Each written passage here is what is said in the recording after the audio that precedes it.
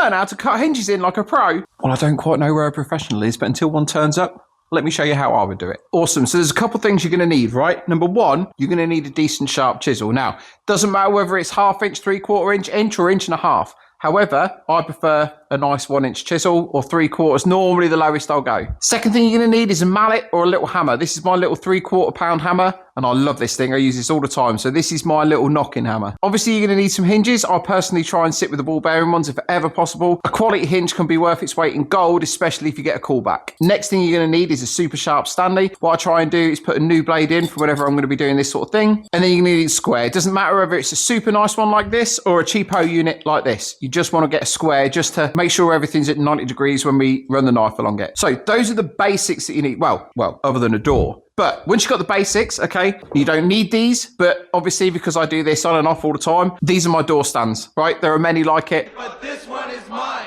You don't need to have posh ones like this. You can just have ones made up with a couple bits of plywood if you really want to. And then what I've done on these, just to make them a little bit better than the rest, I've put MDF on these sections, which is a little bit softer, so it should not cause any damage to the door. And then last but not least, just to make sure that these fit properly with the different size doors, you want some little shims to go in there. But again, you don't need it. You can just straddle the door and make it work if that's what you want to do. But when you've got 16 doors to do, it's not the funniest thing, so I use stands. Right then, let's get the door stood up, shall we? There we go, look at that. Hey, see? Nice and tight. Makes life so much easier. So before I started this video, right, I thought I'd just have a quick Google and see what other people do. Because I always find it quite interesting. You know, every day is a school day and all that sort of thing. If you didn't know, this is a hinge, okay? And these are called leaves. And then these are called knuckles. As you can see on the back here, right, we've got 1, 2, 3 sections and 1, 2. Now, I personally can't remember anybody ever telling me it had to be one way or the other. But like I said, I had a quick Google and a whole bunch of people were having quite a few rows on a few different forums as to whether you put the 3 side onto the door or whether you put the 2 side onto the door. Some people are saying you put the 3 side onto the frame because that's going to be the strongest bit. Other people said that when they did their apprenticeship, they had to do the 2 side onto the frame. I don't really know, to be honest with you. But if you are a chippy or a DIY and you hang lots of doors, let me know below what you think, because I'm genuinely interested in what you guys do. Because like I said, every day is a school day, right? So just so you know, there's different types of hinges, okay? I go with ball bearing hinges. They're stronger, they last longer, they give me less hassle. You can go with cheap butt hinges. These are like £1.50, £2 for a pair. And I'm sure they're gonna work fine, but I'm a belts and braces kind of guy. So if I can go ball bearing, I go ball bearing. So there's 3 processes that we need to do, right? Number 1, we're gonna mark the hinge out. Number 2, we're gonna cut it out. And number 3,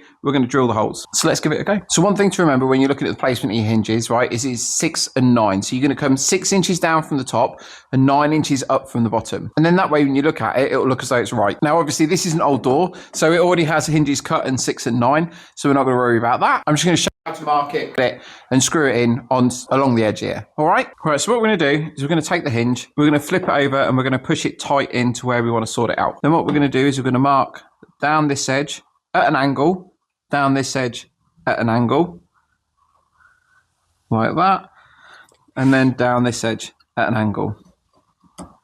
Okay, so you can see now we've got these marks here and here. What we'll do is just take our trusty 3, 4, 5 square and we'll push that in there, and we'll do it along here, and we'll push that in there.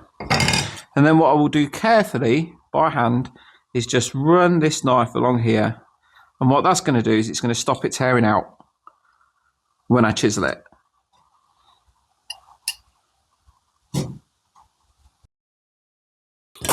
Next, we're going to take the chisel, okay? We're going to pop it down, slide it back until it fits into the groove, give it a couple knocks. Then we're going to run this along the back edge here.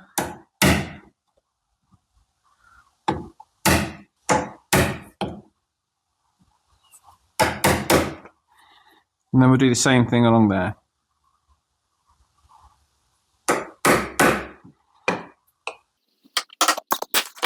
Now what's going to happen is we're going to chisel this out. We want this to sit in here nice and flush, right? So that means that this space here is the same height as this one here.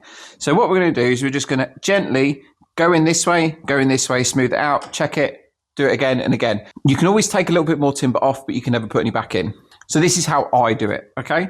I tend to do it by hand because I have a sharp chisel, and I'll just peel it off. And then if we want to,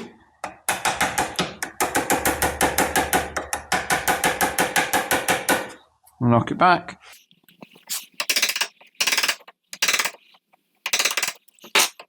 all the while making sure that we're not at an angle this way or this way.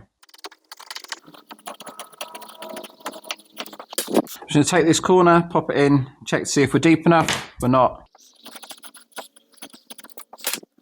Cool, we're about there, so let's do the other side.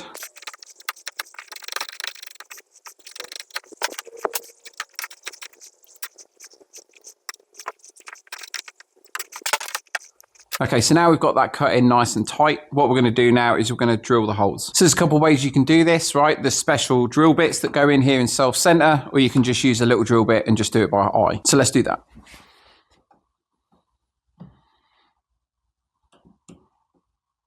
So if this is your first time doing it, I'd probably advise for you to mark it with a pencil and then take the hinge away and just drill it down like that, because that's going to be easier for you. But obviously, I'm not too worried about that. So here we go.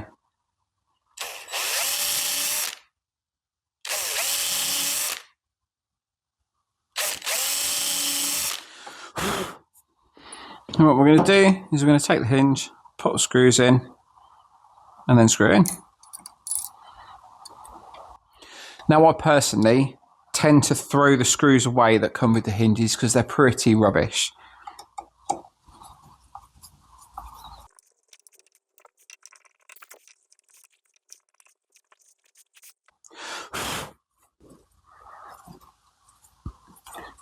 So once screwed in, just do your final checks, make sure we're flush along all the edges, and we're golden. So there's a few things to remember when you're doing this. Number one, most importantly, make sure you put it on the right side, okay? You don't want to be putting your hinge on the wrong side and then the door's not going to work properly. Number two, like I said, I tend to throw away the screws that come with them and use my own. What tends to happen is the first time you put them in, you try and get them out and they just mangle up, and it's about thinking about the next guy, right? Especially if you might be the next guy. Number three, to make sure that you use a knife for marking, get those edges in nice and tight, give you the best finish. Number four is going to be pre-drilling the screws. Without them being pre-drilled, there is a risk that either you go off center, you go off kilter, or there's a risk that the door splits. I personally tend to use 1.5 inches, 1.25 inches. You don't necessarily need to drill it all the way down, but at least about 3/4 of an inch in, and then you can just pop them in. As with anything, I would sit there and say that if you're going to be doing a bunch of hinges, or you're going to change all your doors out in your house, one of the things that's really going to help you is if you were to say get a piece of CLS, a bit of 2x4 or 2x3 timber, and practice marking out on there, and then chiseling and popping the hinges in, because you're only going to get one go at this. And if you're a bit of a perfectionist, it can irritate you if you go slightly off the line or you get some issues. So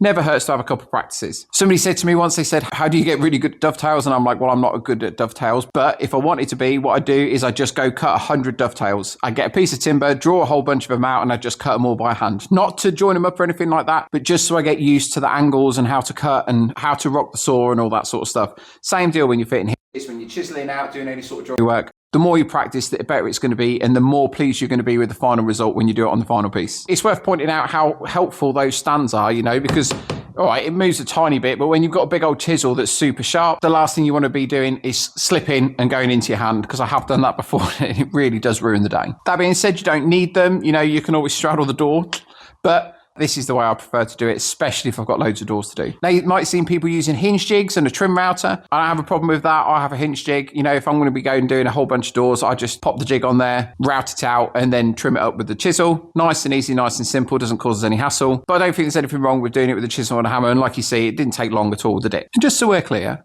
anybody who's going to sit there and moan about and say, oh, it doesn't look very good, it's the paint that's chipped off. My chiseling is awesome. So just to recap, all you really need is a little hammer or a mallet, an awesome square, the link is in the description.